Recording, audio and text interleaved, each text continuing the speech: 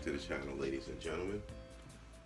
Dead Freddy 21 here, and as you can see, our friends have been sitting out overnight, and actually did something that's a bit dangerous. I left one of these bags open, one of the bags with the pinks ramhorn snails. I was going to plop and drop them, but since I'm going to be doing a drip acclimation, I figured no, I'll just leave them. At the very least, I could have spun the bag and made sure it was closed, because our little friends could have climbed out and they could have escaped and they could have dried out and they could have died. That is a mistake that I made. Please learn from that. Do not do that. However, with these being breather bags, I didn't have to worry about the at the most I would have to worry about an ammonia spike taking place in the water. I would not have to worry about these our aquatic friends dying because of lack of oxygen. So now what has happened is overnight they have temperature acclimated to this home, but we're going to get temperature and parameter acclimations going on. But first, we're going to open up our API water test kit and test our waters in both our Guppy Grove and our Better Kingdom. And with that in mind, let's get started. As you can see, this will be our inauguration of our test kit.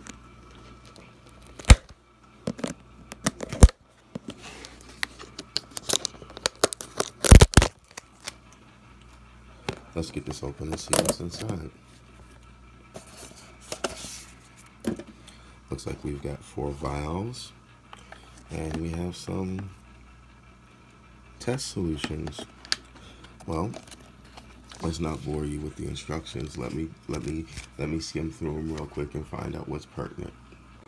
Okay, so right off the muscle, it seems we've got 2 solutions for ammonia, 2 solutions for nitrates, a nitrite, a pH, and a high pH test kit. So it seems as if every last one of these uses one of these 5 milliliter vials. So we're going to use a 5 milliliter vial for both the Better Kingdom. I'll just lay that down, and one for the Guppy Grove. Let's get to testing. I don't think I'm going to be able to do this with one hand, but basically I'll be sticking the turkey baster in each tank and then getting up to that 5 mil line. Okay, so as you can see, we've got water from the Better Kingdom and the Guppy Grove, and we're going to be doing 2 tests here. It's just that one test happens to be with 2 bottles. Now, shout out to Rob Bob's Backyard Aquaponics, because I remember him getting one of these test kits, and he was writing the number of drops to add on, or add for each solution. They actually have them on the bottle now, so I mean, I've been following the dude for about 3 years now, I guess. I'm guessing the older test kits didn't, but let's start with our pH. Well, it looks like our pH is actually kind of high. We may be needing to use the high range pH kit, and looks a little different on camera, but it does appear to be a darker blue for the Guppy Grove than it does for the Better Kingdom. This is just a bit disconcerting. Let's try the high range kit. Shout out again to Rob Bob's Backyard Aquaponics, because he has warned on more than one occasion that the vials that these test kits come with are rather flimsy. But here we are with our high range. 1, 2, 3, 4, 5. 1, 2, 3, 4, 5.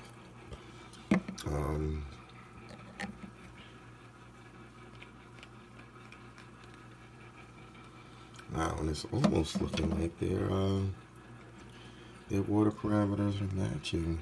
I don't know if that's a good or a bad thing.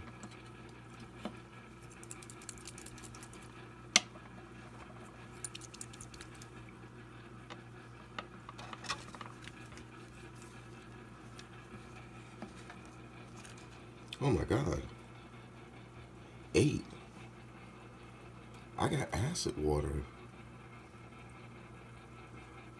Oh my goodness. Those snails must be dead. We've got to do something. Let's find our ammonia levels. Well, it appears my nitrites are at 0. My nitrates must be off the hook. Well, now, with a nitrite of 0 in both of our experiments, I'm thinking that this is possibly between 0 and 5 parts per million for our beta kingdom. Our Guppy Grove, however, I'm thinking it's darker than 10, but less than 20.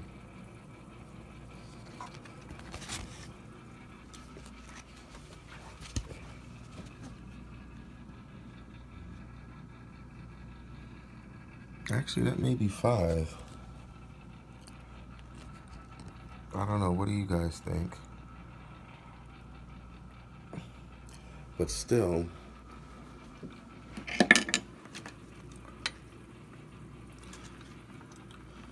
why would my pH be so high and my nitrites be at 0 and nitrates be so extremely high?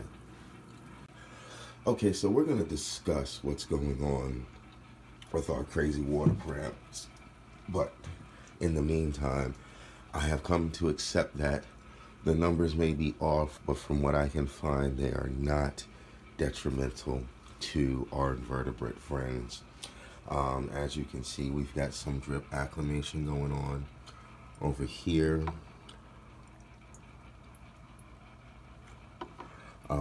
And to be honest with you, we've got drip acclimation going on over here as well. And to be honest with you, in both cases, I'm not really liking how fast that's going. And I'm thinking I should have put maybe a valve, one of those adjustable valves on the lines, but we shall see. So while this drip acclimation takes place, let's talk about our water parameters, because our release into the Guppy Grove and the Beta Kingdom will be done on their respective videos. In the meantime, as far as mortality is concerned, when I first unpacked, I noticed that there were a total of 2 shrimp that had expired. Right now we are up to 3. I believe one of them passed while in my care, and that could be from lack of food. I'm honestly thinking it's from lack of food, because they were most likely fasted before they were shipped. And then once they finally do get here, they're like, "Oh, Light, were you gonna eat?" My bad, fellas, my bad. So other than that, we should have 30 shrimp total. There's 5 in here. One of the ones that died in my care are in here, so that's down to 4. And there should be about 25 in here. Did I count them? No, I really didn't. Oh, I forgot about the pinkies. Now, these were originally going to Plop and Drop, but I gotta get those ammonia things, those ammonia sponge things out of there. And then once I do, we should be good to go. But let's talk about these water parameters. Yes, let's talk about these water parameters, because to be honest with you, I was panicking over nothing. My pH is sitting at an 8.4, which is slightly high. However, Neocaridina do like hard water. My nitrates were at 5 parts per million, which is actually pretty low, and my nitrites were at 0, with an ammonia level of 0.25 parts per million. I was worried for nothing. So we're going to go ahead and bring this to a close, folks. If you know anybody out there suffering from any form of mental illness, please reach out. You never know what effect that reaching out can have. And always remember that winners aren't people that never fail, but people that never quit. So don't you dare quit and don't you dare give up. Thank you for joining me today. We are celebrating Row Week. Stay tuned, because Now that we got the drip acclimation going on, the next thing to do is to plop and drop. Well, drop. Anyway, like, share, subscribe, ding that notification bell so that you stay up to date. And I'm out of here, folks. I love you. Be safe. Be blessed. This is Dead Fred 821 signing off. Peace.